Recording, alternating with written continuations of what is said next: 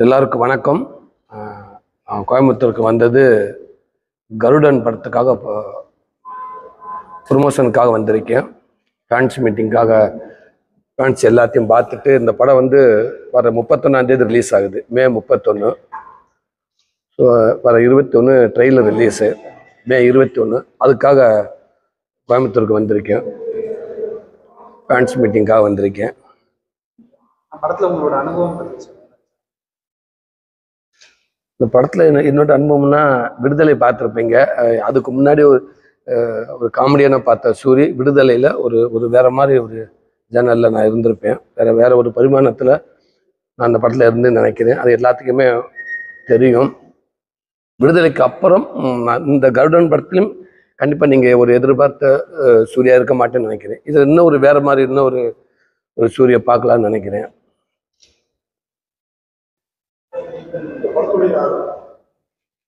தொடர்ந்து ஒரு அடுத்த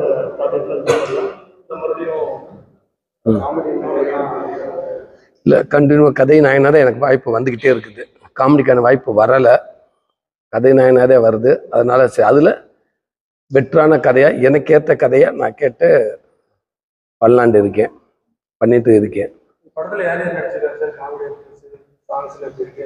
இது டாக்டர் துரை செந்தில்குமார் சார், எல்லாம் தெரியும் உங்களுக்கு. காக்கி சட்டை, எதிர்நீச்சல், பட்டாசு கொடி, 4 படம் பண்ண ஒரு இயக்குனர் துரை செந்தில்குமார் சார். வெற்றிமாறன் சார்ட்டு ஒர்க் பண்ணவர். அவர் படத்தை நடிச்சிருக்கு. சசிகுமார்னு ஒரு முக்கியமான ஒரு ரோல் பண்ணுறாரு, ஒரு பெரிய ஹீரோ. இந்த கதைக்கு அந்த ரோல் அவர் பண்ண சரியாக இருக்கும்னு தோணுச்சு. அதுக்காக சசிகிட்ட கேட்டோம். அவர் யோசிக்காமல் எஸ் சொல்லிட்டாரு. கண்டிப்பாக நான் பண்ணுறேன் அப்படின்ட்டாரு கதையை கேட்டு. அவர் பண்ணுறாரு. அப்புறம் சமுத்திரக்கனி அண்ணன் ஒரு பெரிய ரோல் பண்ணுறாங்க. அப்புறம் உன்னி முகுந்தன் கேரளாவில் மாலிங்கபுரம்ன்ற ஒரு படம் ஒரு பெரிய ஒரு வெற்றியை கொடுத்தாங்க, பெரிய கலெக்ஷன் ஆச்சு.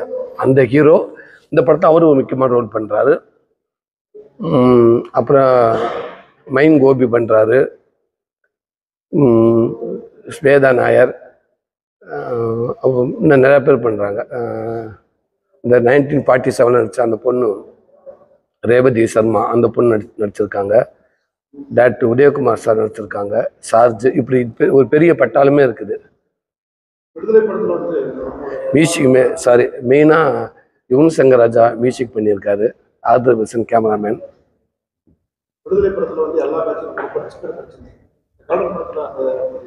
கண்டிப்பாக இதுவும் அந்த மாதிரி இருக்கும். கொஞ்சம் நல்ல எமோஷனல் ஆக்ஷன் கொஞ்சம் இருக்கும் இதில். ஆமாம், இதுலேயும் அதில் வேற மாதிரி ஒரு கொஞ்சம் கஷ்டப்பட்டு, இதில் கொஞ்சம் வேற மாதிரி. கண்டிப்பாக அந்த கஷ்டத்துக்கான பலன் இருக்கும்னு நினைக்கிறேன். படத்தில் ஆடியன்ஸுக்கு பிடிக்கிற விதமாக இருக்கும்னு நினைக்கிறேன்.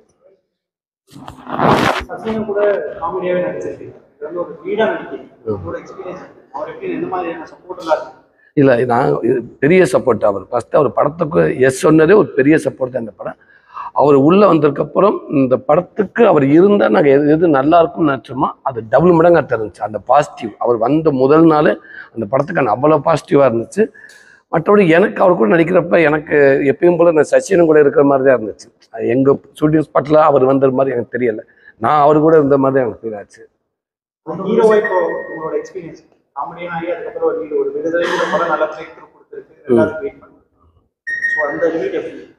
காமெடியான பண்ணுறப்ப நமக்கான ரோலை மட்டும் நம்ம செலக்ட் பண்ணிட்டு நம்ம நடிச்சுட்டு வந்துடுவோம். அதுக்கப்புறம் அடுத்தடுத்த படத்துக்கான வேலையை பார்க்க போயிடுவோம்.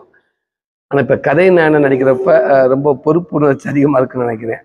ஏன்டா அந்த படம் ஒரு டிசைன், அந்த படம் உருவாகிறதுல இருந்து ஃபஸ்ட்டு கதை கேட்கணும், ஒரு நமக்கேற்ற ஒரு கதையாக சூஸ் பண்ணணும். அதுக்கப்புறம் வெற்றி தோல்வி நம்ம கையில் இல்லை. இருந்தாலும் கதை நாயகன் அப்படின்றனால நான் என்ன அந்த இடத்த தக்க வச்சுக்கிறதுக்காக வெற்றிமாறன் கொடுத்த இந்த இடத்த, அண்ணன் கொடுத்த இந்த இடத்த நான் தக்க வச்சுக்கிறதுக்காக நான் நிறைய மெனக்கட வேண்டியதாக இருக்குது. ஒரு கதை நாயகனா கதையில இருந்து மற்ற இந்த படம் ரிலீஸ் ஆகிற வரைக்கும், டிசைன் ஆரம்பிக்கிறதுல இருந்து எந்த ரிலீஸ் ஆகிற வரைக்கும் இந்த படத்துக்குள்ள எல்லாமே நம்ம ஒரு கவனிக்க வேண்டிய சூழல் இருக்குது.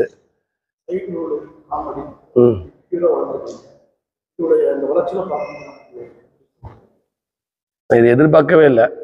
இப்போ உட்காந்துருக்க இடம், நடிகனாகனு ஆசைப்பட்டேன், காமெடியனாக ஆசைப்பட்டேன், அது எல்லாமே நடந்துச்சு. இன்னைக்கு கதை நாயகனா இந்த இடத்துல நான் எதிர்பார்க்கவே இல்லை. இன்னைக்கு இந்த இடத்துல உட்கார வச்சிருக்கு. கடந்து வந்த பாதையை நினைச்சு ரொம்ப பெருமைப்படுறேன், சந்தோஷமா இருக்குது. ஏதாவது படத்தை மற்ற பேரை போட்டுக்கலாம். இந்த படம் முழுசாக முடியலை. இந்த படம் லாஸ்ட் படம் முடிவு காப்பி ரெடியாக போகுது. ஆமாம், 21 ட்ரெய்லர் வருது. வேற யாரும் வெற்றியண்ணன் பார்த்தாங்க படத்தை. வெற்றிமாறன் பார்த்துட்டு ரொம்ப சூப்பராக இருக்குன்னு சொல்லியிருக்காங்க. இன்னும் எனக்கு அடுத்து ஒரு விடுதலை மாதிரி அமையும்னு சொல்லியிருக்காரு.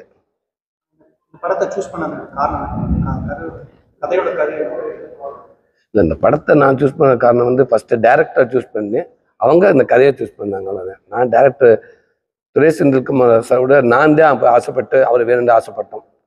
ஏன்டா நான் வெற்றிமாறன் சார்ட்டு நெக்ஸ்ட் ஸ்ட்ரைட் அப்படியே நான் வெளியில் வரப்போ ஒரு ஹீரோவாக எல்லாரும் கண்ணுக்கு தெரியும். அப்போ இன்னொரு டேரக்டர் வர்றப்போ எனக்கு ஒரு ஓப்பனிங் சாங்கு, அப்படி ஒரு என்ட்ரி, கால் வச்சோன்னு தூசி பறக்குது சார், மாஸ் என்ட்ரி அப்படி வச்சுட்டாங்கன்னு வச்சுக்கோங்களேன்.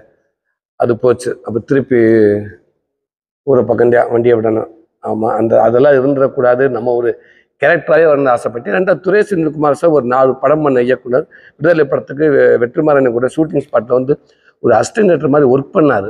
எனக்கு அவருடைய அணுகுமுறை ரொம்ப பிடிச்சிருந்துச்சு. 4 படம் பண்ண இயக்குனர் இங்கே அசிஸ்டன்ட்டாக ஒர்க் பண்ணுறாரு அப்படின்றப்ப எனக்கு சரி இவர்கிட்ட ஒர்க் பண்ண ஆசை. ரெண்டாவது இந்த விடுதலை படத்தில் இருக்க ஃபுட்டேஜ் எல்லாமே அவர் பார்த்துட்டார் ஃபஸ்ட்டு செகண்டு. அப்போ என்னை எந்த மீட்டரில் நான் இருக்கணும் அப்படின்னு அவருக்கு தெரியும். இன்னொன்று எங்களுக்கு கூடுதல் ஒரு அட்வான்ஸ் என்ன, வெற்றி சார் பார்வையிலே நான் இருப்பேன். எடுத்து வரைக்கும் அவர்கிட்ட அப்பப்போ கொஞ்சம் காட்டலாம். சூரியன் இந்த மீட்டரில் வச்சுக்க, நம்ம எவ்வளோக்கு நடிக்கணும், நம்ம எவ்வளோக்கு அழுகணும், எவ்வளோக்கு ஓடணும், இது எல்லாமே ஒரு மீட்டர் தெரியும் அவங்களுக்கு. ஸோ அப்போ ஒரு 2 படத்துக்கு அவங்க கூட இருந்துட்டோம்னா நல்லா இருக்கும் அப்படின்னு என்னோட நான் யோசிச்சது இது. சரி, நான் காப்பாற்றிக்கிறதுக்காக.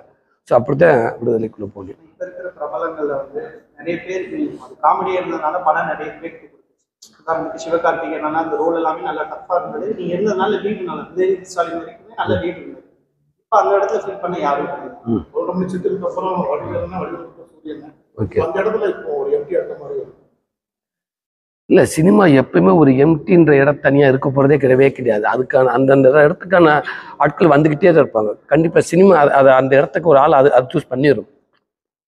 அதை விட அது பர்டிகுலர் கரெக்டாக 100% அவங்களே தான் இருக்குது. அவங்கள்ட்ட அவங்களோட அதிகமாக இருக்கலாம், இல்லை அவங்களோட வேற ஒரு பரிமாணத்தில் அந்த இடத்துல ஒருத்தங்க ஃபில் பண்ணுவாங்க. ஸோ சினிமாவில் எந்த இடம் யாருக்காகவும் இல்லை, எந்த இடமும் காலியாக இருக்கிறதும் கிடையாது. என் கதைக்கு எந்த காமெடியும் இருக்கோ எல்லா காமெடியும் நான் யூஸ் பண்ணுவேன். அதுதான் இப்போ என்னைய எல்லா இடத்துக்கும் எந்த இதுக்கு இருக்கு கதைக்கு நான் இருந்தால் நல்லா இருக்கும், எந்த ஹீரோவுக்கு நான் ஆப்டா நல்லா இருக்குன்னு நினைக்கிறாங்களோ அதே மாதிரி என்னோட கதைக்கு நான் அப்படி தான் நினைப்பேன்.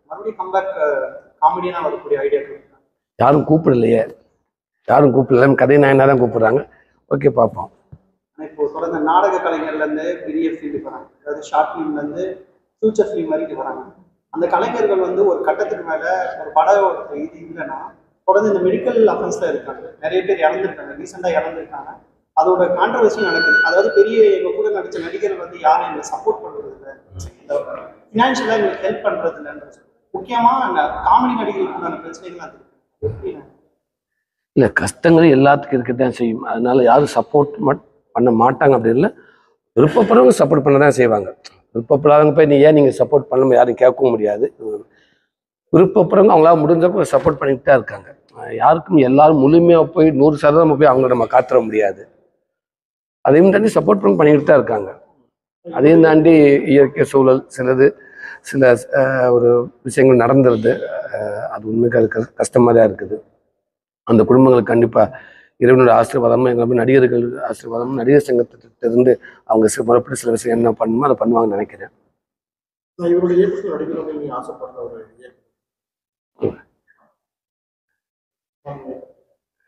கண்டிப்பாக சசிகுமார் எப்போ கூப்பிட்டா நடிக்க போயிடுவேன். அது ரெடியாக இருக்கேன். அதில் எந்த வித ஆச்சரியமே இல்லை. மற்றபடி எல்லா இயக்குனர் யார் கூப்பிட்டாலும் கண்டிப்பாக நடிக்க ரெடியாக இருக்கு. இந்த இயக்குனர்னு சொல்ல முடியாது. ஏன்னா இன்னைக்கு பெரிய இயக்குனர் பிள்ளைங்கிற இன்னைக்கு ஒரு புது இயக்குனர் கூட இன்னைக்கு உலகமே திரும்பி பார்க்குற அளவுக்கு பண்ணுறாங்க. இன்னைக்கு நான் சாதாரண இயக்குனர் சொல்ல கூழாங்கல் டேரக்டர் PS வினோத்ராஜ் கூழாங்கல்னு ஒரு படம் பண்ணார். அடுத்த அவனும் சிவகார்த்திகேயன் தயாரிப்பில் கொட்டுக்காலின்னு ஒரு படம் பண்ணார். அவர் சின்ன டேரக்டர் நினைக்கலாம், ஆனால் உலகம் முறை என்னைய கொண்டு போயிட்டாரு. இன்னைக்கு எத்தனை படங்கள் பண்ணேன். இன்னைக்கு அந்த விடுதலை மட்டும்தான் என்னை நெதர்லாந்து வெளிநாட்டுக்கு கொண்டு போச்சு. கொட்டுக்காலி டைரக்டர் ஜெர்மன் வரைக்கும் பெர்லின் வரைக்கும் ஒரு மிகப்பெரிய ஒரு பெஸ்ட் ஒரு ஃபிலிம் ஃபெஸ்டிவலில் உலகத்தரத்தில் ஒரு 3வது இடத்துல இருக்கக்கூடிய ஒரு ஃபிலிம் ஃபெஸ்டிவலில் என்னை கொண்டு டோட்டல் வெள்ளக்காரங்க மத்தியில் அந்த படத்தை கொட்டுக்காலி ஒரு படத்தை போட்டு காட்டி எனக்கு அவ்வளோ ஒரு பேரும் புகழும் கிடச்சிச்சு. ஸோ அதனால சின்னவங்க பெரியவங்களாம் கிடையாது, எல்லாருக்கும் நடிக்க ரெடியாக இருக்கு. உங்களுக்கு எந்த ஹீரோயின் நம்ம பண்ணா நல்லா இருக்குன்னு நினைக்கிறீங்க? உங்களுக்கு தெரியுமில்ல சூரியோட எந்த ஹீரோயின் நடிச்சா நல்லா இருக்குன்னு. ஆமா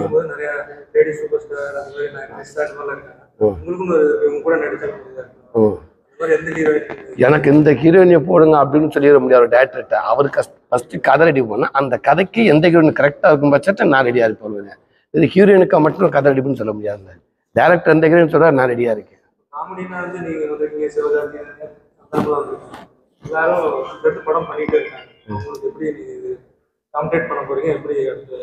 இல்லை அவங்க நல்லாவே பண்ணிட்டு நல்லா போயிட்டு இருக்காங்க. என் அன்பு தம்பி எஸ்கே வந்து இன்னைக்கு அவருடைய ஜனங்க வந்து அவர் மிகப்பெரிய ஒரு இடத்துல வச்சிருக்காங்க. இடத்துக்கு சந்தான சார் நல்லா போயிட்டு இருக்காரு. கண்டிப்பாக என்னோட ட்ராக்கு எனக்கு கிடைச்சிக்க இந்த வாய்ப்பை நான் மிஸ் பண்ணாமல் எனக்கு என்ன வேலையை அதை நான் பார்த்து போயிட்டு இருக்கேன். கண்டிப்பாக நானும் ஒரு பெரிய கதை நாயகன் வர்றதுக்கான என்னோட முயற்சி நான் பண்ணிக்கிட்டே இருக்கேன்.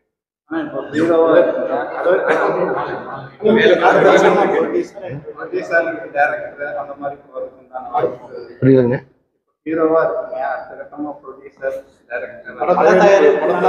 இந்த வேலையை ஃபர்ஸ்ட் சரியா பண்ணிக்கிறேன். இந்த இடத்த தக்க வச்சுக்கிறேன்னு உங்க கூட வந்து பேட்டி பிடிக்கிறேன் இல்லையா, மரியாதையோட இதை கூப்பிடுறீங்க இல்லையா, இதை நான் தக்க வச்சுக்கிறேன்னு. அதுக்கப்புறம் மற்ற விஷயத்தை பார்ப்போம். தேங்க்யூண்ணே.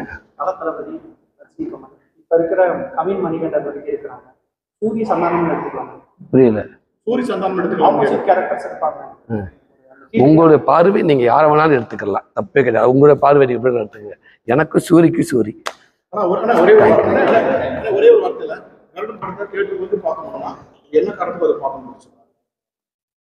கண்டிப்பா ஒரு எல்லாத்துக்கும் 1008 வேலைகள் இருக்கு. அதை தாண்டி நம்ம எதுக்காக நம்ம சினிமாக்கு வரோம், ஒரு ரிலாக்ஸுக்காக சினிமாவுக்கு வரோம். அந்த ரிலாக்ஸ் வர நேரத்தில் நம்ம கொடுத்த காசுக்கு ஒரு நல்ல படம் பார்க்கணும்னு ஒரு ஆசை எல்லாத்துக்கும்.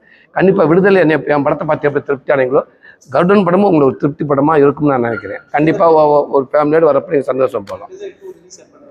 தெரியல, அது ஆகஸ்ட் செப்டம்பராக கூட ஆகலாம். Okay, thank you.